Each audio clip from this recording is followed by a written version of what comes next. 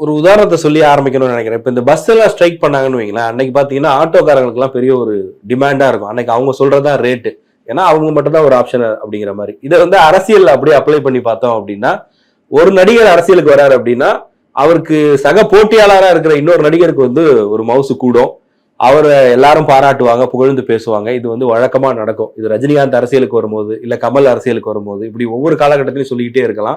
அது மாதிரி எம்ஜிஆர் இருந்தப்ப. அது மாதிரி இன்னைக்கு விஜய் அரசியலுக்கு வரார் அப்படின்னு சொன்னதுமே அஜித்தை வந்து இத்தனை நாள் அமைதியா கடந்து போனவங்க கூட கொண்டாடுற மாதிரி காமிச்சுக்கிறாங்க. அவருடைய ரசிகர்களை குறி வைக்கிறாங்க அப்படிங்கிறது நல்லாவே தெரியும். சொல்ல போனா போன வருஷம் கேப்டன் விஜயகாந்த் மறைவுக்கு கூட பாத்தீங்கன்னா, அதுக்கு முன்னாடி கேப்டன் வந்து உடல் நலிவுற்று இருந்தாரு, அவர் நிறைய கஷ்டப்பட்டிருப்பாரு. அப்பெல்லாம் அவரை பத்தி பேசாதவங்க அவர் மறைவுக்கு பிறகு மக்கள் மனசுல ஒரு பெரிய இடத்தை அவர் பிடிச்சிட்டாரு, அவருக்கு ஒரு பெரிய புகழ் இருக்கு அப்படின்னு தெரிஞ்சதும் ஆளாளுக்கு அவருடைய அந்த லெகசியை வந்து எப்படியாவது நம்ம பயன்படுத்திக்க முடியாதா அப்படின்னு அரசியல் ரீதியா பார்த்தாங்க. அதனுடைய வெளிப்பாடு என்ன நமக்கு நல்லா தெரியும். ஒரு பக்கம் அவருக்கு பத்மபூஷன் கொடுத்தாங்க, இன்னொரு பக்கம் அவருடைய கல்யாண மண்டபம் பக்கத்துல இருக்கிற அந்த இடத்துக்கு வந்து கேப்டன் ஸ்கொயர்னு பேர் வச்சாங்க. இப்படி அது நாங்க இல்ல அப்படிலாம் நினைச்சு நாங்க பண்ணலன்னு அவங்க சொல்லுவாங்க. பட் அதுக்கு பின்னாடி என்ன நோக்கம் இருக்குன்னு எல்லாருக்குமே தெரியும். அதே மாதிரி இப்போ வந்து விஜய் அரசியல் களத்துக்குள்ள இருக்கிறதுனால அவருடைய சக போட்டியாளரான அஜித், அந்த விஜய் அஜித் ரசிகர்களுக்குள்ள இருந்த அந்த போட்டி அப்படின்றத எப்படியாவது அரசியலா மாத்திரணும், விஜயை பிடிக்காதவர்களை நம்ம பக்கம் கொண்டு வரணும், அஜித் ரசிகர்களை நம்ம பக்கம் கொண்டு வரணும் அப்படிங்கிற முயற்சி வந்து எல்லா கட்சிகளுமே இன்னைக்கு எடுக்க ஆரம்பிச்சிருக்கு. வரப்போற 2026 சட்டமன்ற தேர்தலில் அப்படி வந்து அஜித் ரசிகர்களை ஏதாவது ஒரு கட்சியின் பக்கம் இழுத்து விட முடியுமா? இந்த அரசியல் கட்சி தலைவர்களுடைய கணக்கு ஒர்க் அவுட் ஆகுமா? கடந்த 30 ஆண்டுகளுக்கு மேலாக வந்து விஜய் அஜித் இந்த ரைவல்ரி அப்படின்றது தொடர்ச்சியாக தமிழ்நாட்டில் இருந்துட்டு இருக்கு அப்படின்றது பார்க்க முடியுது. ரெண்டு பேருமே வந்து ஈக்குவலான ஒரு ஃபேன் பேஸ் வந்து பில்ட் பண்ணி வச்சிருக்காங்க. அதுக்கு அவங்களுடைய கடின உழைப்பு அப்படின்றது காரணம் கூட நம்ம சொல்லலாம். இப்போ விஜயை பொறுத்தவரையில அவர் வந்து அரசியல் கட்சி தொடங்குறாரு. அரசியல் கட்சி தொடங்கினதுக்கு பிறகு பார்த்தோம்னா அவர் வந்து மெம்பர்ஷிப் டிரைவ் பண்றாரு. மெம்பர்ஷிப் டிரைவ்ல வந்து கிட்டத்தட்ட 1 கோடி பேர் வந்து ரிஜிஸ்டர் பண்ணியிருக்காங்கன்னு அப்படின்னு சொல்றாங்க. இப்ப அந்த தருணத்துல வந்து ஒரு நபர்கிட்ட பேசும்போது என்ன சொல்றாங்க அப்படின்னா, இப்ப விஜய்கிட்ட வந்து 1 கோடி தொண்டர்கள் இருந்தாலும் ஆப்போசிட்டா பாத்தீங்கன்னா விஜயை பிடிக்காதவர்களும் 1 கோடி பேர் ஈக்குவலா இருப்பாங்க தானே. அவங்க எப்படி வந்து விஜய்க்கு ஓட்டு போடுவாங்க? அப்படி ஓட்டு போடலாம் அப்படின்னா விஜய்னால வந்து மேபி ஒரு 10% 12% ஓட் பர்சன்டேஜ் வேணா வாங்க முடியுமே தவிர வெற்றி பெறக்கூடிய ஒரு நிலைக்கு போக முடியாது. ஒரு தொகுதியில கூட வெற்றி பெற முடியாது அப்படின்ற ஒரு தகவல், ஒரு கான்வர்சேஷன் அப்படின்றது நடந்தது.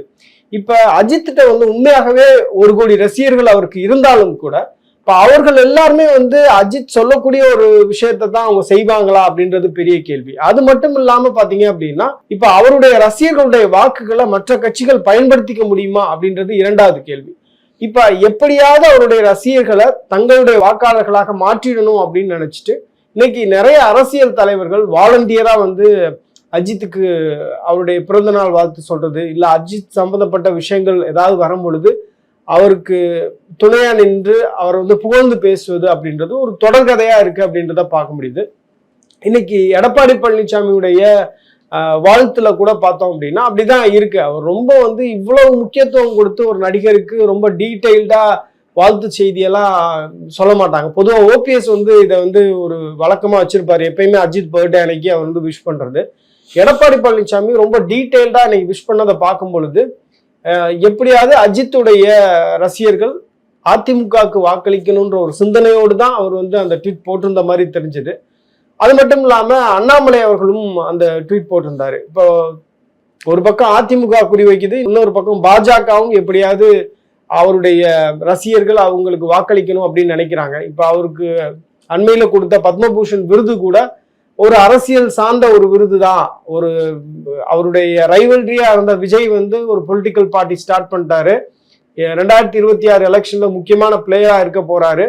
அப்ப வந்து நம்ம ஈக்குவலா இருக்கக்கூடிய இன்னொருத்தருக்கு வந்து நம்ம ஏதாவது ஒரு ரெகனைசேஷன் கொடுக்கும்போது அவருடைய ரசிகர்கள் நம்மளை ஆதரிப்பதற்கு வாய்ப்பு இருக்கு. அதான் கிரைட்டீரியான்னு பார்த்து ஒரு திறமையை ஒரு கிரைட்டீரியாவா வச்சு விருது கொடுக்கறதா இருந்தா சூர்யா, விக்ரம் போன்ற நடிகர்கள் தான் அந்த இடத்துல இருந்திருக்கணும். அஜித் அவர்களுக்கு இவங்க விருது கொடுக்கறதுக்கு பின்னாடி அரசியல் தான் இருக்கு அப்படிங்கிறத ஒரு சாதாரண மனுஷன் கூட புரிஞ்சுக்க முடியும் நான் நினைக்கிறேன். இல்ல இப்ப பார்த்திபன் கூட அதுக்கான விளக்கம் கொடுத்திருந்தாருல. பார்த்திபனுடைய கருத்தா அது இருந்தது. ஏன் பார்த்திபனை சொல்றோம்னா நேத்தே நம்ம சொல்லியிருந்தோம், அதாவது பார்த்திபன்ட்ட நம்பர் வாங்கி தான் அஜித்தே ரீச் பண்ணியிருக்காங்க அப்படின்றப்ப அவருடைய அந்த கருத்து அப்படின்றது நம்ம வேல்யூபிளா எடுத்துக்க வேண்டியது இருக்கு.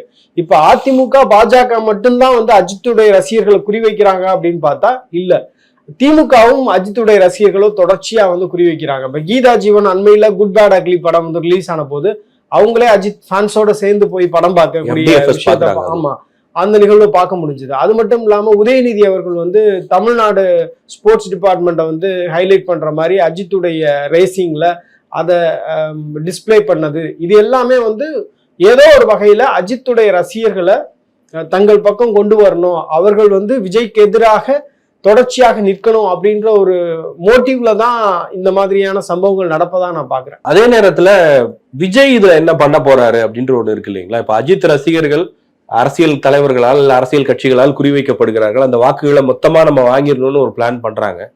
ஆனா விஜய் இதுவரையும் அந்த மாதிரி ஒரு முயற்சியை எடுக்கவே இல்லைன்றதே ஒரு ஆச்சரியமான விஷயமா தான் இருக்கு. ஏன்னா அவர் நினைச்சிருந்தா ஒரு பிறந்த நாள் வாழ்த்தோ இல்ல பத்மபூஷன் விருது வாங்கினதுக்கோ வாழ்த்து சொல்லியிருக்கலாம். ஆனா அப்படி நம்ம வாழ்த்து சொன்னா உடனடியா இவர் அரசியலுக்காக தான் பண்றாருன்ற பேச்சு வருன்றதுக்காகவே இதுவரையும் ஒரு பொது வெளியில அந்த மாதிரி விஷயங்களை பண்ணவே இல்லை. அவருடைய படங்கள்ல ஒரு சில ரெஃபரன்ஸ் இருந்துச்சு. குட் பேட் அக்லி படத்துலயும் விஜயோட ரெஃபரன்ஸ் இருந்தது. அதை வந்து அஜித் சொல்லி வச்சாங்களா என்னன்னு நமக்கு தெரியாது, அது அந்த டைரக்டரோட சாய்ஸா இருந்திருக்கலாம். அது மாதிரி விஜய் படத்துல அந்த டயலாக் இருக்கும்போது அது வந்து வெங்கட் பிரபுவோட சாய்ஸா கூட இருந்திருக்கலாம். பட் ஆஸ் அ பர்சனா, ஒரு கட்சியினுடைய தலைவரா நம்ம எந்த ஒரு காரணத்தை கொண்டும் ஓட்டு வேணும்ன்றதுக்காக இன்னைக்கு வந்து நம்ம அஜித்துக்கு வாழ்த்து சொல்றதோ அவரை புகழ்ந்து பேசுறதோ பண்ணிடவே கூடாது. என்னை ஆதரிக்கிறவங்க எனக்காக பண்ணட்டும், என்ன பிடிச்சிருந்தா வரட்டும், நான் வந்து இப்படி ரசிகர்களை ஏமாத்தக்கூடிய ஒரு வேலையை பண்ண மாட்டேன்றதுல விஜய் இதுவரையும் தெளிவா இருக்காரு அப்படின்னு தான் தோணுது. இந்த விஷயத்துல பார்த்தோம்னா விஜயை பொறுத்தவரையில ரொம்ப தெளிவா இருக்காரு. அதாவது நம்ம இன்ஹெரிட் பண்ணக்கூடாது, நம்மளுடைய ஒரு முயற்சியால நம்ம வந்து வாக்காளர்களை சம்பாதிக்கணுமே தவிர இன்னொருத்தருடைய உழைப்பை நம்ம வந்து எடுத்துடக்கூடாது அப்படின்றதுல விஜய் கொஞ்சம் தெளிவா இருக்கிற மாதிரி தான் தெரியுது. ஏன்னா எந்த இடத்துலையுமே வந்து அரசியல் ரீதியா அஜித்துடைய ரெஃபரன்ஸை நம்ம பார்க்கவே முடியல. ஒரு பத்மபூஷன் விருது கூட அவர் வந்து ஃபோன் பண்ணி தான் அவருக்கு விஷ் பண்ணதா வந்து சுரேஷ் சந்திரா அவங்க வந்து சொல்லியிருந்தாங்க, ஒரு இன்டர்வியூல சொல்லியிருந்தாங்க அப்படின்றத பார்க்க முடியுது. வெளிப்படையா அவர் வந்து எந்த இடத்துலையுமே வந்து அஜித் ரசிகர்களை அட்ராக்ட் பண்ணணும்னு அவர் பண்ணவே இல்லை. இண்டீட் அஜித் ரசிகர்கள் வந்து தாவேக்காவை சப்போர்ட் பண்றதையும் விஜயை சப்போர்ட் பண்றதையும் நம்ம பார்க்க முடியுது. இந்தியா டுடேல வந்து ஒரு டீட்டெயில்டான ஒரு இன்டர்வியூ வந்து அஜித் கொடுத்துருக்காரு. அதுல வந்து ஒரு போர்ஷன்ல அந்த ஆங்கர் கேட்குறாங்க, உங்களுக்கு அரசியல்ல ஏதாவது சாதிக்கணும் இல்லை அரசியல்ல வரணும் அப்படின்றது உங்களுக்கு ஆசையா இருக்கா? ஏன்னா நீங்க எல்லாத்தையுமே அச்சீவ் பண்ணிட்டீங்க, ஒரு டாப் மோஸ்ட் ஆக்டரா இருக்கீங்க, இப்ப இந்த அச்சீவ்மெண்ட்டுக்கு பிறகு ஏதாவது அரசியலுக்கு வரணுன்ற ஒரு எண்ணம் இருக்கா அப்படின்னு கேட்கும்போது அந்த மாதிரியான ஒரு எண்ணம் எனக்கு எப்போதுமே இருந்ததில்லை, அப்படியான ஒரு எண்ணம் எனக்கு எப்போதும் இல்லை அப்படின்றதையும் அவர் வந்து கன்ஃபார்ம் பண்றாரு. அப்போ உங்களுடைய கான்டெம்பரரியா இருந்த ஒரு நடிகர் வந்து இன்னைக்கு அரசியலுக்கு போயிட்டாரு அப்படின்னு கேட்கும்போது அவர் வந்து அரசியல் அப்படின்றது ஒரு டஃப்பான ஒரு கேம், அதுல வந்து அவர் போயிருக்காரு அப்படின்னா அதுக்கு வந்து I wish him all the best. அவருக்கு மட்டும் இல்லை, யார் யாரெல்லாம் அரசியல் ஈடுபடுறாங்களோ எல்லாத்துக்குமே வந்து என்னுடைய விஷயத்தை வந்து நான் தெரிவிச்சுக்கிறேன் அப்படின்றாரு. அஜித்துடைய பெரிய ஸ்ட்ரென்த்தே அந்த ஃபர்ஸ்ட் டே தான். ஃபர்ஸ்ட் டேல அவங்களுடைய ரசிகர்கள் எல்லாரும் ஒட்டுமொத்தமா வந்து அவரை செலிப்ரேட் பண்றது தான் அவருக்கு ஒரு பெரிய ஒரு செல்லிங் பாயிண்டா இருக்கு.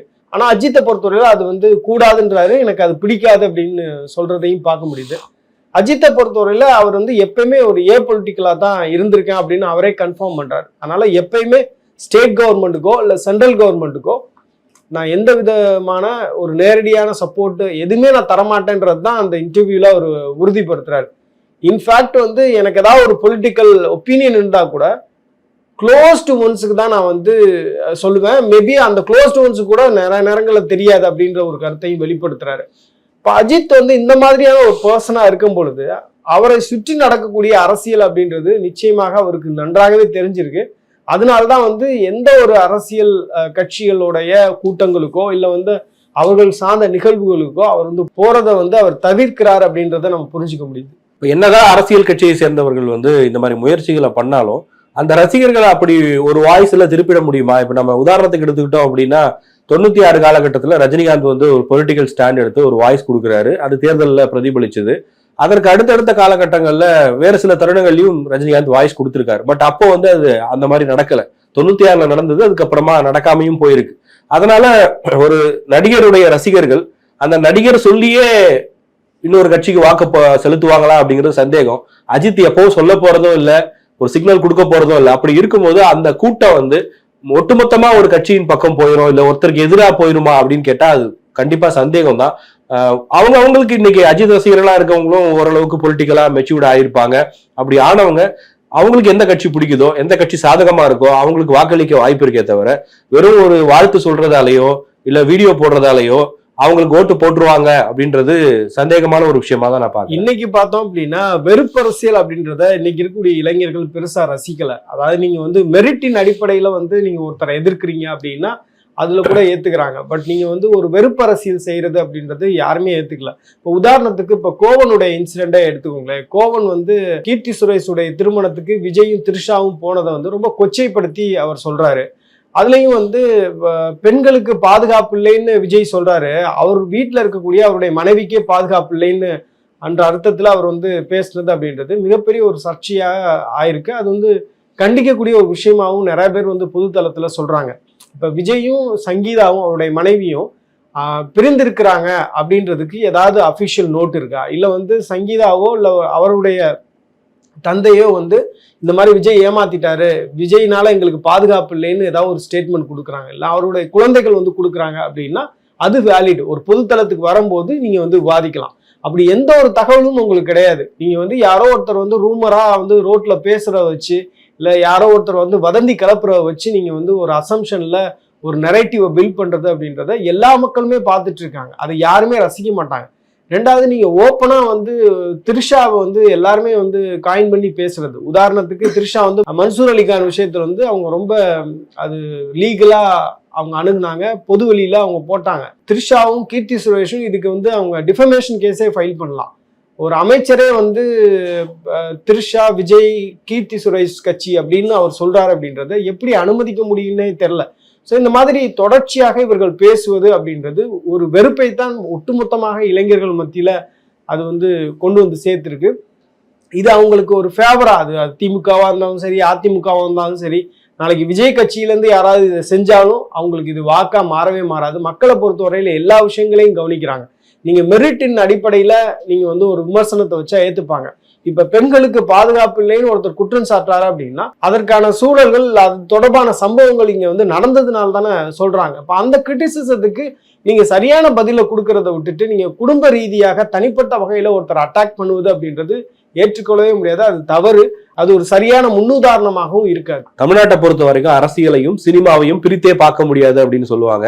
அது எம்ஜிஆர் காலத்தில் தொடங்கி பல ஆண்டுகளாக இதுதான் இருந்துகிட்டு இருந்திருக்கு. அது இப்பவும் அதே ஒரு சூழல்ல தான் இருக்கு. இன்னைக்கு அஜித் அரசியலுக்கு அப்பாற்பட்டவரா இருந்தாலும் அவருக்கு அரசியல்வாதிகள் வாழ்த்து சொல்வதிலும், விஜய் அரசியலுக்கு வந்த பிறகும் அவரை விமர்சிக்கக்கூடிய விதம் வந்து தரம் தாழ்ந்து போவதிலையும் கண்டிப்பா ஒரு அரசியல் இருக்கவே தான் செய்யுது. மக்கள் எல்லாத்தையுமே பார்த்துக்கிட்டு இருக்காங்க. மக்கள் தானே இறுதி எஜமானர்கள். மக்கள் இதுக்கு ஒரு தீர்ப்பு எழுதுவாங்க, மக்கள் முடிவு சொல்லுவாங்க. த்ரிஷாவுடைய ஃப்ரெண்டு தான் அஜித். எப்படி அஜித்துடைய ரசிகர்கள் இந்த மாதிரி த்ரிஷா பத்தியும் குறை பேசுவது, இல்லை வந்து தவறாக பேசுவது, தவறாக தொடர்பு படுத்தி பேசுவதை எப்படி அக்செப்ட் பண்ணிப்பாங்கன்ற ஒரு கேள்வி இருக்குல்ல. அதனால வந்து அநாகரிகமாக ஒரு ஆபாச வார்த்தைகளால வந்து ஒருத்தரை தனி மனித தாக்குதல் பண்ணுவது அப்படின்றது ஒரு நல்ல பண்பட்ட சமூகத்துல ஏற்றுக்கொள்ள முடியாத ஒரு விஷயம் தான். உங்களுடைய கருத்து என்ன அப்படிங்கிறத கமெண்ட் செக்ஷன்ல பதிவு பண்ணுங்க.